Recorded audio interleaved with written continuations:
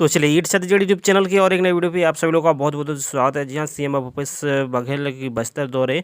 CM Bhupesh Baghel ने 72वें गणतंत्र दिवस समारोह पर बस्तर में ध्वजारोहण किए और इस दौरान मुख्यमंत्री ने बस्तर में विकास कार्यों की साझा की। सीएम भूपेश बघेल के गणतंत्र दिवस के समारोह के मौके पर दी गई प्रमुख भाषणों में से किसानों, ग्रामीण तथा आम जनता का सबसे बड़ा संरक्षक हमारा संविधान है। कमजोर तबकों को न्याय दिलाने के लिए हर चुनौती सामना करेंगे। तो वहीं दूसरी ओर किसानों, कर्मवीरों व आश्रितों, स्थानीय कलाओं के लिए सरकारी खजाने को खोला गया है। साथ ही छत्तीसगढ़ के युवा बेरोजगारों को लेकर सीएम भूपेश बघेल ने बड़ी ऐलान की है। इस वीडियो पर हम आप लोगों को बताएंगे जिससे कि छत्तीसगढ़ के बेरोजगार युवकों को रोजगार मिलने की पूरी संभावनाएं जताई गई है। साथ ही स्वरोजगार हेतु छत्तीसगढ़ के युवाओं के लिए कई योजनाओं की बातें भी आज की इस भाषण में सीएम भूपेश बघेल द्वारा कही गई हैं, जो कि आगे इस वीडियो पे हम आप लोगों को सुनाएंगे। तो वीडियो को शुरू से लेकर अंत तक बने रहिएगा। नहीं हो तो चैनल को सब्सक्राइब करके बेल आइकन जरूर से दबा दीजिए, क्योंकि छत्तीसगढ़ से जुड़ी तमाम बड़ी खबरें और अपडेट हम आप लोगों को पहुंचाते रहते हैं। तो चलिए सुनते हैं सीएम भूपेश बघेल जी को। हमारे महान राष्ट्रीय पर्व गणतंत्र दिवस के पावन अवसर पर आप सभी का हार्दिक अभिनंदन करता हूं। दशकों से वनोपज के नाम पर तेंदुपत्ता संग्रहण को सीमित तौर पर आजीविका का साधन बनाकर रखा गया था। हमने संग्रहण पारिश्रमिक 2,500 रुपये से बढ़ाकर 4,000 प्रति मानक बोरा किया। वन अधिकार दावों के निरस्त हो जाने से अनुसूचित जनजाति तथा परंपरागत वन निवासियों में बेहद निराशा थी।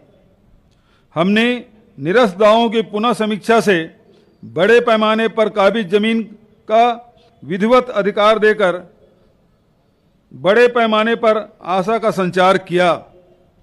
सामुदायिक वन अधिकार पत्र तथा सामुदायिक वन संसाधन पत्र देने के नए उपायों को बड़ी सफलता मिली।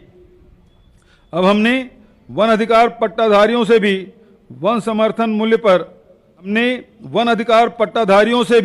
समर्थन मूल्य पर धान खरीदी का निर्णय लिया है।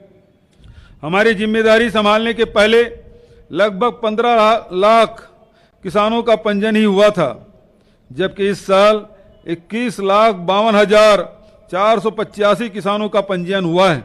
इस बार भी हमने सर्वाधिक धान खरीदी का नया कीर्तिमान बना लिया है। 14 तरह के फसल लेने वाले किसानों को आर्थिक मदद देने के लिए राजीव गांधी किसान न्याय योजना शुरू की थी और किसानों को 5,700 करोड़ रुपये देने का वादा किया था। 3 किस्तों में, जिसका 80% भुगतान किया जा चुका है।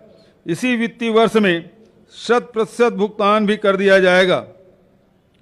यह योजना फसल विविधीकरण व किसानों के आर्थिक सशक्तिकरण का लक्ष्य भी होगा। वहीं राष्ट्रीय स्तर पर भागीदारी, नौकरी तथा रोजगार के अवसरों से सपनों में सफलता के नए नए रंग भी भरे जा रहे हैं।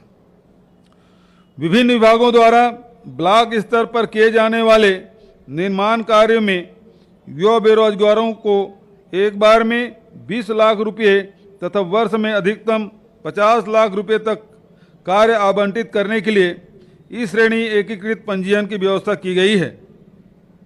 इस योजना में सामान्य क्षेत्र के स्नातकों तथा अनुसूचित क्षेत्र में हायर सेकेंडरी उत्तीर्ण युवाओं की भागीदारी भी सुनिश्चित की गई है। इसके अतिरिक्त एक अन्य योजना में बेरोजगार डिग्रीधारी तथा डिप्लोमाधारी इंजीनियरों तथा एवं राज मिस्त्रियों के लिए भी पृथक निविदा प्रक्रिया की व्यवस्था की गई है। इसी तरह विभिन्न क्षेत्रों में कुछ नया करने वाले युवाओं तथा संस्थाओं के नवाचार को मान्यता, बाजार तथा उद्यमता विकास के अवसरों से जोड़ने के लिए नव प्रवर्तक प्रोत्साहन योजना शुरू की गई है। इसके अंतर्गत नवाचार हेतु अनुदान, प्रोटोटाइप विकास, बौद्धिक संपदा के रूप में पंजीयन आदि सुविधाएं उपलब्ध कराई जाएंगी।